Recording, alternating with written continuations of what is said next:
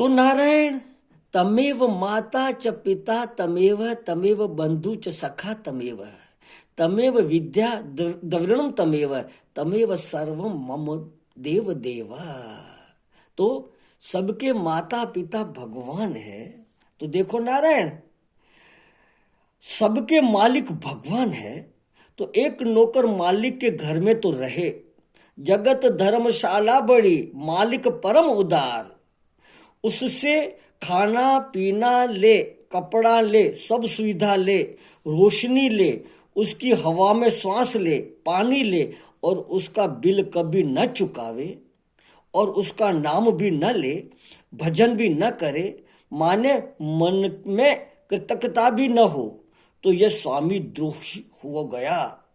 जो भगवान के राज्य में रहकर, भगवान की प्रजा होकर भगवान का भजन नहीं करता, हाँ, वह स्वामी द्रोही है। वह अपने मालिक से द्रोह कर रहा है। और जो अपने खास पिता भगवान का भजन नहीं करता है, वह ऐसी संतान है जो अपने बाप से पैदा तो हुआ लेकिन उसका भजन नहीं करता। मतलब यह कि वह दोषी हो गया है। हाँ, देखो नारायण, पिता और स्वामी दोनों का भजन न करना यह बड़ा भारी दोष है। इसका फल क्या होगा नारायण? कि भगवान का भजन नहीं करते, अपमान करते, तो स्थान भ्रष्ट है, अधपतिंती, अपने स्थान से माने होदे से गिर जाएंगे। स्थान माने जो जगह उनको मिली है, ब्राह्मण क्षत्रिय वैश्य शूद्र आदि में, या ब्रह्मचारी वानप्रस्थ आदि आश्रम में, हाँ, जो होदा उनको ईश्वर ने दिया है, उससे उनको पदच्युत कर देते हैं और अधपतंती, उसको नीचे गिरा देते हैं। देखो नारायण, कहीं भी दुकानों में, ऑफिसों में, राजकार्य में आदि में कहीं भी आदमी सब सुविधा तो ले, हाँ, तनख्वाह ले, अपने हक का ध्यान रखे, लेकिन अपना कर्तव्य न करे, तो नारायण उससे होदा छीन लिया जाता है, उसको नौकरी से निकाल दिया जाता है। देख, जो नेता कार्य अच्छे करते हैं तो उनको फिर लोग वोटिंग से फिर चुन करके उसी गद्दी पे बिठाते हैं कि नहीं, तो आप लायक हैं। देखो ना, हम लोगों ने अपने जीवन में देख रहे हैं कि आजादी से लेकर के नारायण 60-70 साल कांग्रेसों ने राज किया था, पर बस अपनी मनमानी पैसा का ठगना दिया दी, जो उनके अंदर स्वभाव थे ऐसा किया। और नारायण, जब से ये मोदी जी का राज आया हुआ है, देखो, भले लोग कोसने वाले कोसने के, तो छल कपट बेईमानी, जो रिश्वत लेने वाले या जो 2 नंबर का धंधा करने वाले, धन कट्ठा आदि करने वाले, कई कई लोग अपने अपने स्वभाव से निंदा कर रहे हैं, मगर जो देख रहे हैं कि लोग सुखी कैसे होवे, उनको सुविधा कैसे मिले, ऐसी व्यवस्था कर रहे हैं, तो लोग तारीफ भी करते हैं। तो देखो नारायण, तो उसको आस्था से भ्रष्ट नहीं कर रहे हैं। तो जो ईश्वर के कायदे के अनुसार नहीं चल रहा है, उनका सुमरन नाम लेने से, उनका जो उन्हें जो ग्रंथों में बातें बताई है उनके अनुसार अपना जीवन नहीं जीता, तो उनको उस होदे से, उस योनि से गिरा दिया जाता है। हाँ, नीच योनियों में पेड़ पौधे पशु पक्षी आदि बनाए जाते हैं। देखो नारायण, मैंने आपको सुनाया है इस बात को। ऐसे कई घटनाएं हैं कलयुग की, क्योंकि ये शरीर तो ऐसे माहौल में रह रहा है, तो यहाँ महाराज रात दिन सत्संग चलता रहता है। हाँ, रात सुबह 4 बजे से लेकर के गीता का पाठ शुरू हो जाता है इस माहौल में, और शाम को, रात को 9-9 बजे तक सत्संग, कीर्तन, कथा, कीर्तन आदि चलते रहते हैं। तो अच्छी अच्छी बातें सुनने मिलती है, आश्चर्यजनक बातें। तो नारायण, मैंने आपको बताया था कि एक संत कहीं गांव में गए थे, तो लोग अपने घरों में आगवानी करने के लिए बुला बुला के ले जा रहे थे। तो किसी के घर जा रहे थे तो सामने से एक सुअर आ रहा था, ये बात मैंने आपको सुनाई है। तो भक्तों ने उनको हटाया। संत जी योगी थे, समर्थ थे, उन्होंने कहा छोड़ो छोड़ो, रहने दो। बोले क्यों? बोले अपना जो सत्संगी था ना, वो सत्संग में आता था, पर उनकी कामनाएं ज्यादा थी। हाँ, तो मरते वक्त उनको स्त्री सहवास का सुमरण आ गया और शरीर छूट गया। तो कुदरत ने उनके कर्मों के अनुसार उनको सूअर की योनि दी है। अब न कपड़ा पहनो, न कहीं किसी की आड़ लो, न किसी से डरो, दिन भर मैथुन करते रहो। और हम आप लोगों ने नानक जी के बारे में सुना है कि नानक जी कहीं शहर से जा रहे थे अपने भक्तों के बाला मर्दाना के साथ, तो एक दुकान लगी थी और अनाज की सजाए गए हुए थे थैले बोरे। एक बकरा आकर के जैसे मुंह चनों में डाला, एकदम वो दुकान पे बैठा हुआ जवान उठा और एक मुंह पे लकड़ी मारा। वो मुंह में जो दाने थे वो गिर पड़े। नानक जी हंसने लगे। बाला मर्दा ने पूछा, स्वामी प्रभु आप हंसे कैसे? बोले छोड़ो ऐसे ही। बोले नहीं, बड़े लोग ऐसे नहीं हंसते। तो उन्होंने बताया कि ये बकरा है न, ये हवेली में रहता था, इसके नीचे इसकी दुकान है और ये दुकान का सब कारोबार उसने ही दुकान सजाई करी हुई है, सब कुछ उसने बनाया है। और इसका बेटा है जो अभी बैठा है। ये बकरा रात को सोता है तो भी ये दुकान पे ही सोता है। और नारायण आज एक मुट्ठी चना का भी हक नहीं है, लाठी खा रहा है।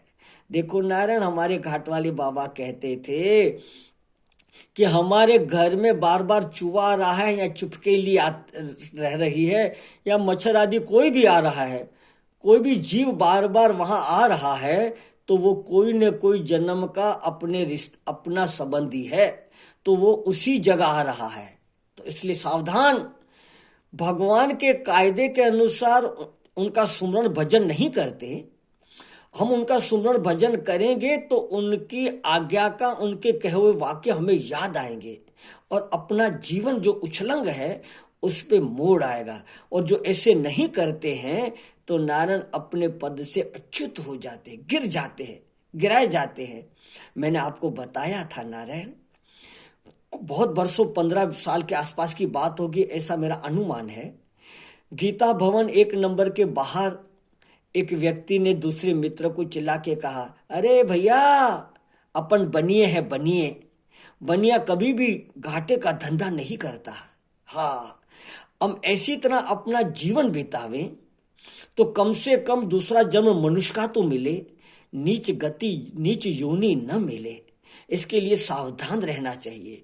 तो नारायण, जो भगवान के कायदे अनुसार नहीं चलते, उनके नियम के अनुसार नहीं चलते, ब्रह्मचर्य ग्रस्त वानप्रस्थ के संन्यास, उसमें जो नियम है उनके अनुसार अपना जीवन नहीं बिताते, या तो ब्राह्मण क्षत्रिय वैश्य और शूद्र, उनके जो नियम बनाए हुए हैं उनका जीवन जैसे उनके आदतों के अनुसार है ऐसा नहीं चलते हैं, तो नारायण वहां से गिराए दिए जाते हैं। कौन? पेड़ पौधे आदि।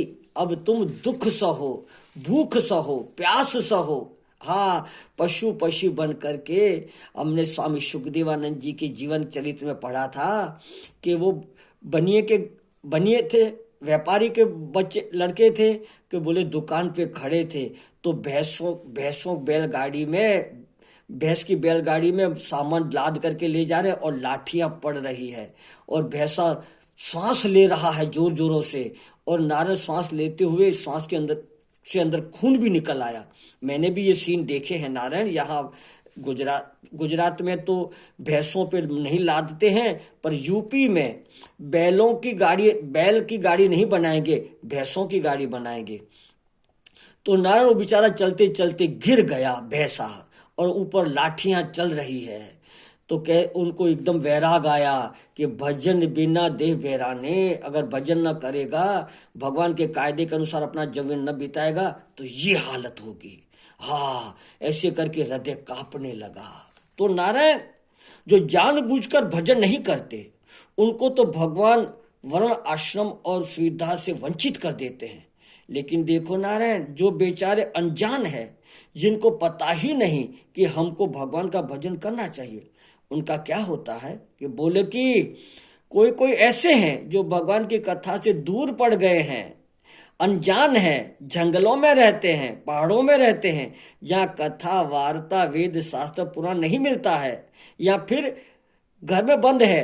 तो हम आप लोगों ने आपस में चर्चा करते हुए बताया है कि हमारे परम पूज्य लीलाशाह बापू सुना कि यहाँ नैनीताल की पहाड़ों में गठड़ी बांध करके छोटी सी, और अपने लाद करके पहाड़ों में लोगों को पुस्तकें देते थे पढ़ने के लिए, लो पढ़ो और अपना जीवन सुधारो। और फिर जब कुछ दिन के बाद जाकर के वो पुस्तक लेकर के दूसरी पुस्तक देते थे, माना लाइब्रेरी अपने कंधों पे भी बहा करके चलते थे।